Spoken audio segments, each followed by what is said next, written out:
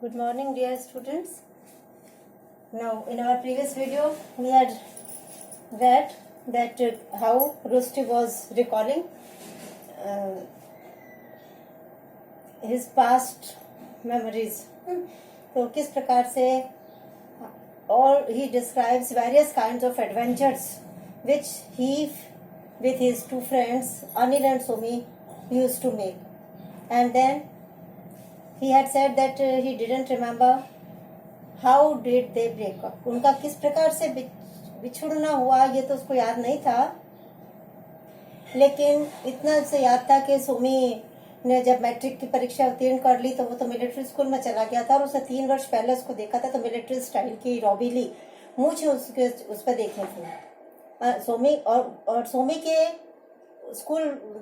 Military school में enter होने के पश्चात कुछ 1 वर्ष पश्चात ही अनिल और उसकी फैमिली भी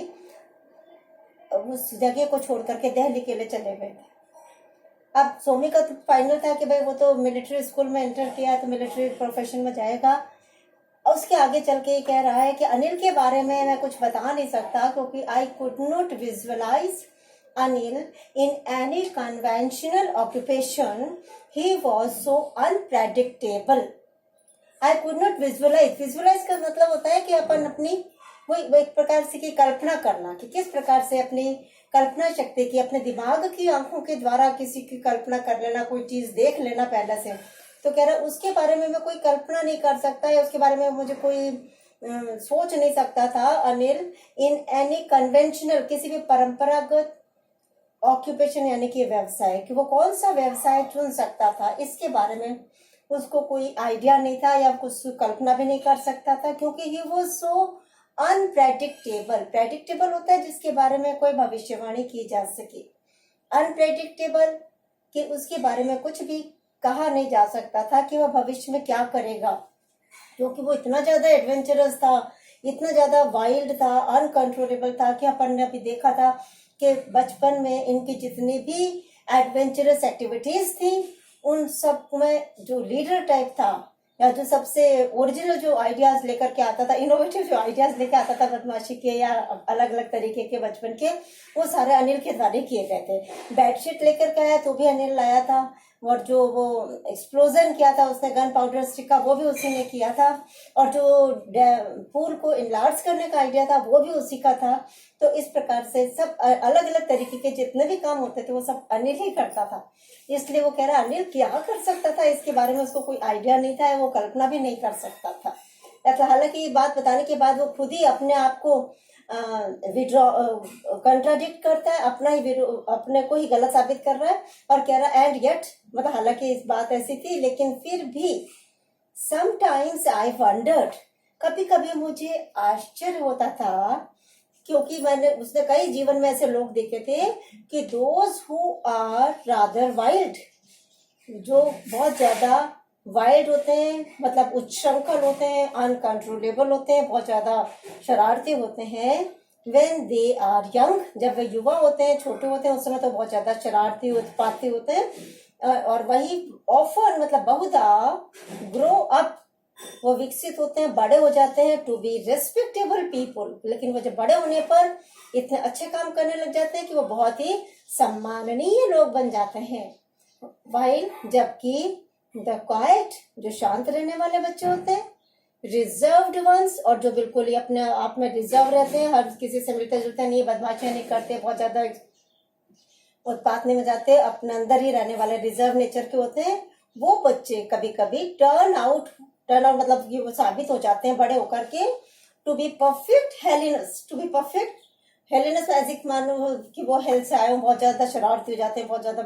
बदमाशियां वो बड़े होने पर करने लग जाते हैं। जब बचपन में थे तो बिल्कुल शांत रहते थे और बड़े होने पर उसके विपरीत हो जाते हैं, और जो बचपन में बहुत उत्पाती होते हैं वो बड़े होने पर बहुत ही सम्माननीय और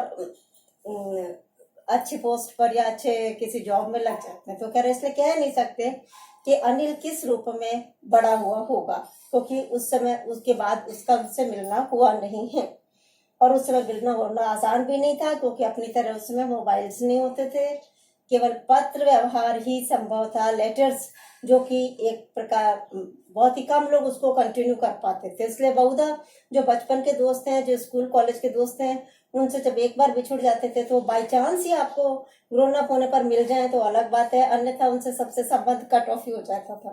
तो उसी को प्रकार से इन तीनों बच्चों के साथ भी हुआ है। एंड नाउ ये सब बातें करने के पश्चात वापस हमारा राइटर, हमारा ऑथर उसी पूल पर आता है और कहता है and what of the pool,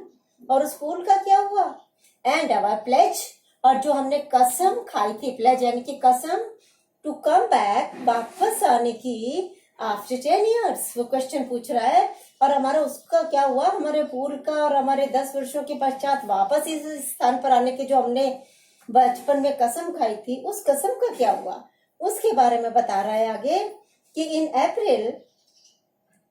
वही उन्होंने डिसाइड किया था कि 5 अप्रैल 1964 को तीनों के तीनों फ्रेंड्स पुनः इकट्ठे होंगे, एकत्रित होंगे। It doesn't matter that where they would be, कि वो कहाँ होंगे, किस पोस्ट पर होंगे, चाहे उनकी मैरिज हो गई हो या नहीं हो गई हो, लेकिन किस भी हो, हम 5 अप्रैल 1964 को certainly we would assemble here, ये उनकी प्लेज थी।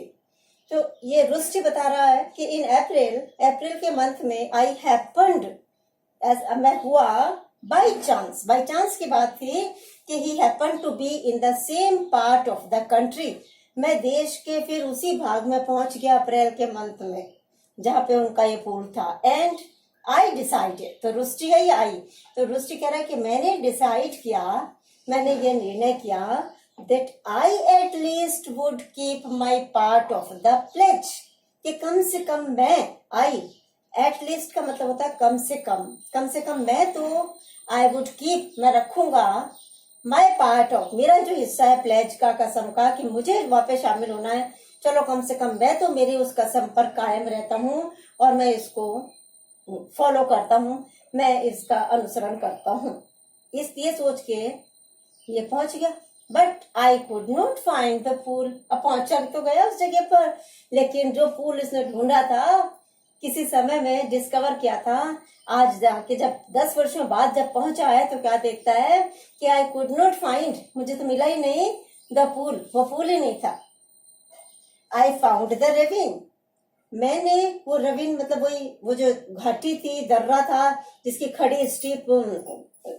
रॉक्स होती हैं और उसके बीच में से जो वैली होती है, तो कह रहा मुझे वो रवीन भी दिख गई थी। एंड द बेड ऑफ शिंगल, लेकिन वहां पे पानी की जगह अब क्या था, शिंगल होते हैं स्मूथ वाइट स्टोन्स, पानी से धुल धुल के जो चिकने और गोल गोल पत्थर रह जाते हैं, और उनका बेड मतलब उनका बिस्तर, मतलब पूरे उस जगह पर चिकने पत्थरों का फैले हुए थे, उनकी एक बेड बना हुआ था। But there was no water, pool की जगह केवल पत्थर रह गए थे और अब वहां पे कोई पानी नहीं था। The stream had changed its course, क्यों नहीं था पानी, क्योंकि वो जो स्ट्रीम थी, स्ट्रीम मतलब रिवर, वो जो नदी थी, हैड चेंज्ड, इसने बदल लिया था इट्स कोर्स का मतलब इसका वे, रास्ता, तो इसने अपने राह बदल ली थी, इसने अपना मार्ग बदल लिया था। Just as we had changed ours, देखो सिमिली है ना, कि किस अपने से तुलना की उन्होंने नदी की, जिस प्रकार से जस्ट एज मतलब जिस प्रकार से कि वी हैड चेंज्ड आवर्स, हम बच्चे थे तो हमेशा ही आते थे, लेकिन जैसे जैसे हम बड़े होते गए सबने धीरे धीरे करके वो अपना अपना रास्ता बदल लिया, कोई दिल्ली चला गया, कोई मिलिट्री स्कूल चला गया, और ये हमारा ऑथर ये जो रुस्टी है ये भी कहीं चला गया। तो कह रहा जिस प्रकार से हमने अपनी राह बदल ली थी, उसी प्रकार से इस नदी ने भी अपनी राह बदल ली, और उसको पुल नहीं मिला, इसीलिए पानी उधर आना बंद हो गया था। तो I waited in the ravine for 2 or 3 hours, कह रहा मैं इंतजार करता रहा, वेटेड कह रहा मैंने प्रतीक्षा की उस घाटी में 2 या 3 आवर्स तक, तो बट नो वन केम, लेकिन कोई नहीं आया। फिर खुद ही कह रहा है कि आई सपोज, मैं सोचता हूँ कि it was foolish of me, ये तो मेरी मूर्खता थी, टू एक्सपेक्ट, आशा करना, एनीवन, ये आशा करना कि हाँ जरूर उनमें से दोनों में से कोई आएगा, ये आशा करना तो मेरी मूर्खता ही थी। अब सब अपने अपने लाइन पर लग गए थे, तो कह रहा है सोमी must have been with his unit, military unit में अपनी सैनिक टुकड़ी के साथ होगा, सोमी तो जरूर ही अब जॉब लगा हुआ होगा और अपने मिलिट्री यूनिट के साथ होगा, और अनिल है वो भी कुछ ना कुछ तो कर ही रहा होगा, इसलिए अनिल ऑक्यूपाइड मतलब वो व्यस्त होगा, बिजी होगा with the business of living, जिंदा रहने के लिए जो भी कुछ वो बिजनेस कर रहा होगा, जीविका उपार्जनार्थ जो भी वो कुछ कार्य कर रहा होगा, वो अपने कार्य में बिजी होगा और सोमी अपने मिलिट्री यूनिट के साथ व्यस्त होगा। और बाकी खुद के बारे में बाकी बताएगा, वो हम नेक्स्ट वीडियो में करेंगे। Thank you.